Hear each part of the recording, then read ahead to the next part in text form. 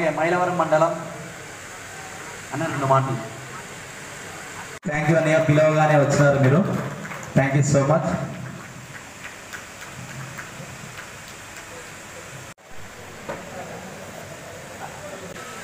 ఈ ప్రోగ్రాంకు అనుమతించిన పోలీస్ శాఖ వారికి, అలాగే మాకు సపోర్ట్ చేస్తున్న